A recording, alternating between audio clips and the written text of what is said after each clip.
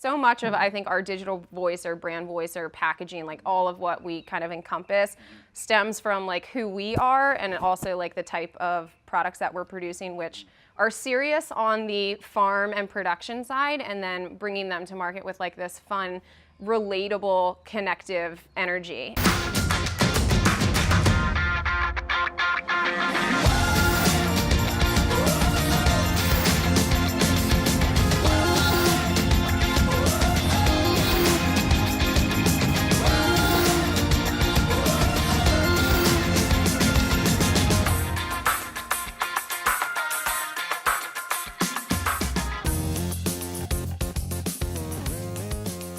So Ashli, I love the story and everything you showed us and told us about Old Westminster Winery and what you and your brother and sister are doing. But so let's talk about your digital story. Yeah. You're the Casey Neistat of the Old Westminster Winery family. But where do you get your inspiration from for creating content, telling your story and on multiple channels, multiple platforms? Where do you get inspiration from? That's a loaded question. Yeah. I think there's a lot of forms of inspiration that we kind of pull from in terms of like localized inspiration of looking at like what our team kind of comes up with and what we're thinking or talking about within like a certain time period. Nature, obviously the vineyard is a huge inspiration for us. And then also seeing what other people are doing, if it's within our industry or not. There's actually not a lot of wineries that I think could take more advantage of what we're doing. But I do look at some other like classic brands in other industries of like coffee producers or other kind of beverage producers. Craft beer is like, they do a really great job. So I think it's cool that we can take inspiration from other places. And I'm a big believer that people should in fact look for inspiration to see what other people are doing and make it your own and tell your story, and then eventually you kind of evolve past that, and then it becomes this relationship that you build with people on the other side of it. I'm glad to hear that you do even have inspiration, because I think a lot of organizations are a little stuck, or they're like, what story do we need to tell? And they don't really get inspiration elsewhere. And I also believe that, yes, look within your space, whether it's beverage, craft beer, other wineries, but I'm a big believer in like, go a completely other spectrum and like what is a medical nonprofit association doing, or what is a brand in New York City doing, or something like that. So I think, and then trying to find out how can that filter correlate to what you guys are trying to achieve. I mean, totally. We do the same thing. So like, I think for me, like another kind of like the absolute company that I think has like a fanatic fan base and customer loyalty would be like something like an Apple product, which is totally not in our industry at all, but looking and like seeing what they're doing, and they're so focused on the experience and the connecting with the community that their products transform actually like time and culture because they're available and people really buy into the actual like marketing of what they're doing, not just the products themselves. It's the whole experience. So some of the research we were doing, we noticed, I think it was September 7th, 2013 was your first Instagram post. Do you remember what it was? Yeah, first post was, I remember I was leaving the office or the house, going home, and it was a really pretty sunset. And so I got outside and I stood on top of my car to get a sunset shot over top of the production facility. You use emojis in a lot of different things. Why is that? How does that add to your digital voice? Yeah, I think so much of, I think, our digital voice or brand voice or packaging, like all of what we kind of encompass, stems from like who we are and also like the type of products that we're producing, which are serious on the farm and production side, and then bringing them to market with like this fun, relatable, connective energy. And I think that emojis are a fun way to use them tastefully to kind of like, you can say something like witty or funny, and then you can accent it with an emoji to kind of like over communicate that is the motive of the caption itself. An emoji can go so deep into like getting, whether it's funny, whether it's passionate, whether it's you're answering a question, like, hey, we're here for you, or thank you so much for your compliment or whatever. Sure, gratitude, sarcasm, all of those things you can really emphasize through the use of emojis. So I think that it's funny that we did that. If there's some people watching this that might be a little skeptical, like whether they're super corporate or super like organizational, like what would you tell them? Like, you should maybe test the waters with some emojis, or that should be part of your brand voice. What would you tell them if they're a little like, I don't think we should do that? I think to use it tastefully, and also there are like different levels of emoji usage. So to start out with something that's like just more kind of basic, of like a little hand wave, thumbs up, thumbs up, something thank that's you. Exactly, something that's not overly expressive, but still you can test the waters with something that you use. And then otherwise, we've gone on both spectrums. Like we started with like very kind of simple use of emojis to actually like probably a month or two ago, I think we were overusing them, and I recognized kind of like the difference of the voice almost got too playful, which wasn't like, we are playful, but it lost almost like the serious tone that we try to keep that balance. So kind of pulling back and just recognizing based off of your engagement and what people's responses are, you can kind of sense if it's a good fit or not.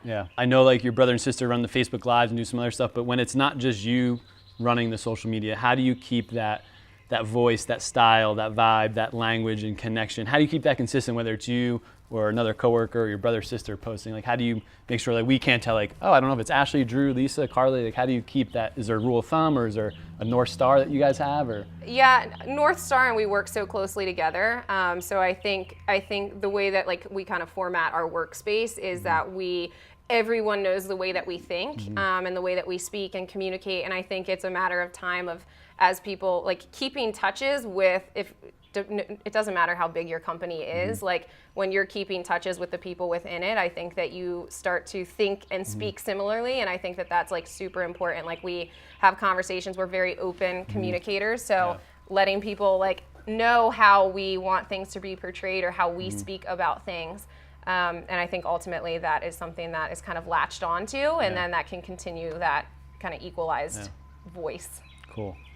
So I want to show you, I think this is how like I came across your account, but I think it was last year, like in June, but I don't know if I used hashtag VAWine or you guys did, or like I was searching or whatever, but like it came up on some notification. I saw Old Westminster Winery. I had no idea that Maryland was doing wine, but I immediately was gravitated by this screenshot, and we'll put it up there in post, but this was about a year ago, and I was just like, oh my God, these pictures are so vibrant.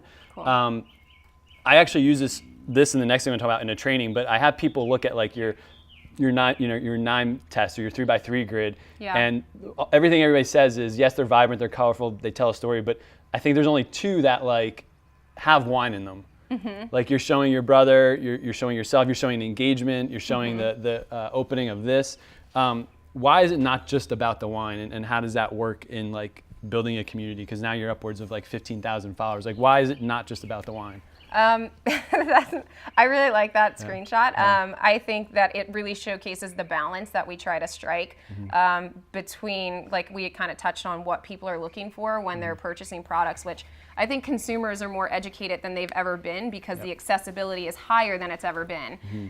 So I think to really take it the step further of not just showcasing your wine only, and I feel like when we're showcasing the wine, you kind of have to play this balance of like asking people to, when you're showing wine, it's typically showing a new release product or asking them, join us at the tasting room. So like it's almost like asking for things. You have to balance that with just like giving value and content to them. And so I think showing the people, the actual tasting room, the vineyard, which is so important for us, of like our wines are grown in the vineyard.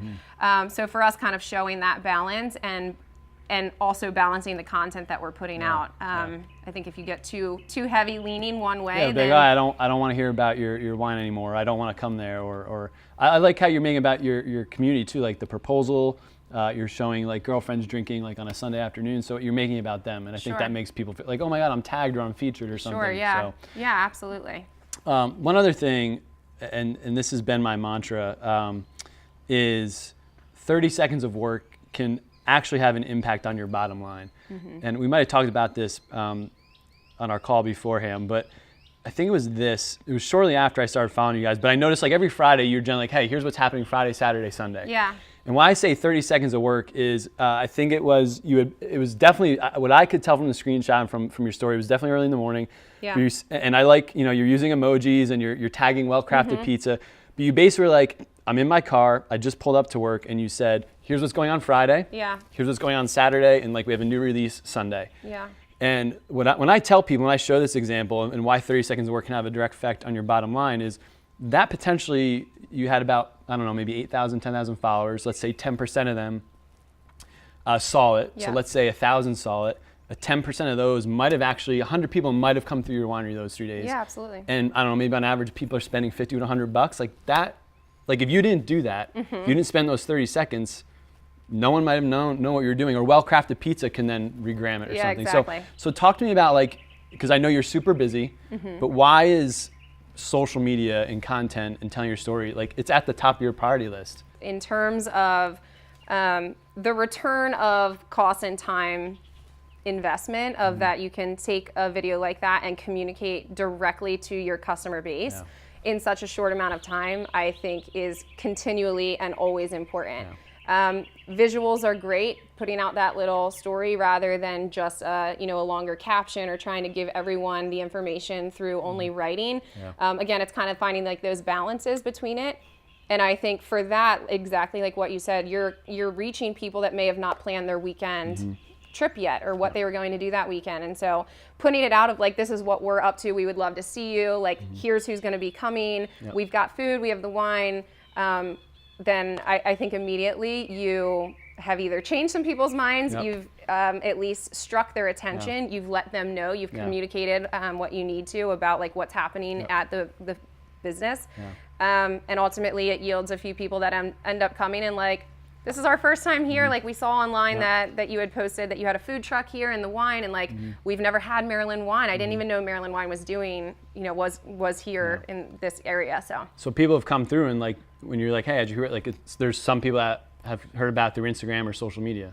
Yeah, absolutely, all the time. I was just gonna say, I think early on for me, it's like you really have to remind yourself to put things up.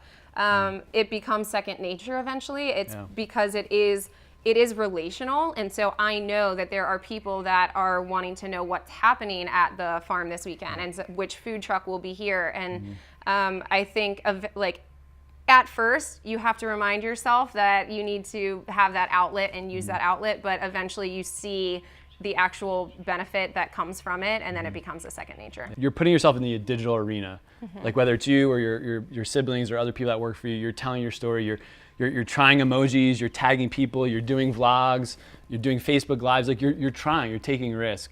Where does that like digital confidence come in, or has that evolved, and how has that evolved? Totally has evolved, I think. Like you haven't always been this, but like, oh, it's so easy to talk to a camera. I have no idea like who's on the other end. Sure, and just as it like at first you have to remind yourself to do it. At first, it's not the most comfortable thing, and I think the more that you do it, the more practice that you have, the easier it gets. And I think you have to be willing to take those risks in order to see any type of benefit. I think a lot of times from people that I've talked to or other businesses that will ask opinions of like their marketing or something, they don't try something long enough to see the actual result of what will come from it. So when we started a Facebook Live show, we committed to doing it for a year. That was our goal, was we were going to do a live show every week for a year and see what happens. We knew, after a month or two, you're like, this is exhausting. We're committing one night a week. You're doing every weekday. Every week. Every Tuesday night. And so that was something that there's weeks where you're just swamped. You're not in the mood. You have. You want to stay here at 7 o'clock. Yeah, you have other people who have plans, and you committed to this. And I think had we not have stuck through that, now we're going on our second year of doing the live show every week. And life gets in the way sometimes. I think we've missed maybe 2 shows the whole 2 years. But ultimately, like we have had people from watching the live Facebook shows come to the tasting room, join our wine club, which is essentially like a subscription to getting a quarterly allocation of wine, come to our events, purchase wines, they purchase tickets to events. And so ultimately something that was just a matter of our time and giving some content and value to people turned into valuable customers. And that's something that if you quit too early, you won't see what comes from it. Yeah. Have you had, whether it's Facebook Live or other platforms, do you have like a story or anecdote or something super business object where like we know that they found us through social media and come here and it's resulted in something good for you guys? Absolutely. I mean, for us, it happens all the time between our two largest and like most focused platforms are Facebook and Instagram. Yeah. But we've had distributors of wines from other countries contact us through social media to ask if we are ever interested in exporting, and we've been able to have a lot of like really cool collaborative partnerships because they see that you are committed to telling that story and they want to kind of partner with you in that. Again, going back to the objective, obviously for us is the community. So what we're doing here, but also building the community online. Yeah. And when you're building that community online, you're bringing more customers here, and then more customers, we can create more wines, it's more jobs, all of that continues to grow. So I think it all kind of like feeds into our ultimate objective. Yeah. So let's go conversely. We've talked about a lot of wins, a lot of success, like things are like a lot of people watching, like, oh, these guys are killing it. What have you struggled with the most? And the second part, has there been like a failure or something you've created or done where you're like, we stopped or we didn't do it or it just didn't have the bang we thought it would? Yeah. So what's been a struggle and what's been like a failure? I think a failure for us is trying, like, jack of all trade, master of none. Okay. I think we really, early on when social media like was really coming on scene and you see all of these gurus telling you to kind of like try everything and like you should try everything. But also we had to recognize that we could not be fully like all in on every single platform for where we were at that time. So for us, like Twitter for us was something that just ended up kind of not being like the greatest. For us, it was more of like, where are our customers' attention? And our customers' attention is predominantly Facebook and Instagram. Sure. Not to say that none of them are on YouTube or Twitter or other platforms, but for us, like the most targeted relationship that we can have is through Facebook and Instagram. So I think like that early on, kind of learning which platforms really works the best. So yeah, definitely some struggles and failures through that. And anything specific, a failure-wise or a campaign or a piece of content you put out, like this just fell flat, or you put more emphasis or effort into it than results, or? Yeah, definitely. I think content-wise, that's always the struggle, is finding, you know, what works, what doesn't. And I think for me, like, biggest tip in terms of when I'm talking with other people or looking at our own content that we're doing, like social listening of what we do it every day in communication. Like I can see what you're tracking with and like it's just a natural communication. And online, what that looks like is engagement. So the actual like liking and commenting or sharing, you can see what people are able to relate with and what they don't. And so to really be in tune with that. So, you know, sometimes we've put out a piece of content that has a lot of text on the photo. If that photo doesn't do well with a lot of text, which I have found typically don't, versus just a photo visually, then just recognize that that is from your audience is not as well received as something that's not. So we did recently launch our can release project, and we did this total, like, it was so awesome, color blocking. I loved it. Video. I loved it. Very, very cool. It was received well visually. It's unique, it's creative. Sure, in totality, but it's not something you can do all the time. So there's always finding and learning, but we had never done something like that, so we wanted to try it. From my understanding, you're bootstrapping. A lot of this is grassroots and organic. You have limited time, limited budget, limited personnel. What is something that you wish you could be doing that you're not doing now, or you want to try in the near future? Video is a really kind of like strong aspect of our storytelling, because I think visual is very strong, and I think it's a really great interactive way to communicate with people, and they get to know your personality. So for us, I think an extension of more kind of video usage, something that I've recently kind of noticed online, and it goes back to like the social listening aspect, was I kind of follow other accounts and see what people are interested in learning about. And someone had mentioned, put out a post of like, I'm going to start a blog. What does everyone want to learn about? And 80% of the comments were based on food and wine pairings. Wow. And it's something that we're not doing currently. So to see that that is such a highly desired educational aspect and something fun that we could do and create videos of, these are our wine products, rather than just posting the glass of wine. Here's our wine. This is what it goes like really a perfect well with. summer dish. Exactly. So you're taking that value and content just a little bit further. So I ultimately think that you'll see something coming soon of that. And I think it'd be such a cool way for you guys to collaborate and expand your brand and awareness by collaborating with a catering company, a food truck, or all these people, and they come here, and then you could be like, all right, we got so-and-so other small business, and you could do between wine and food or wine and chocolate or whatever. You're exactly right. Yeah. It opens the door Yeah. to more collaborations, partnerships, bringing in Yeah. communities and farmers markets and Virality, growers. and then they share it. Yeah. Exactly. Yeah. I think that would be cool because I Yeah. always know, you know. People always want to know, like, Yeah, what should I have with this? So the idea is kind of like a regular night's meal with a really nice glass Yep. or can, bottle, whatever type of wine, and kind of showcasing what that goes well with. Cool. Well, let's head inside. We'll see the tasting room, and I really want to find out like how are you managing and doing all this. Yeah, absolutely. Cool. Let's do it. After 2 years of sourcing and creating wines, we were able to release our first bottle of wine, and we This has been so cool. Oh, so Yeah. cool. You can take something two ways. You can make it transactional or you can make it relational. And I think that just knowing how much and how important what social media actually is, which is relationship building,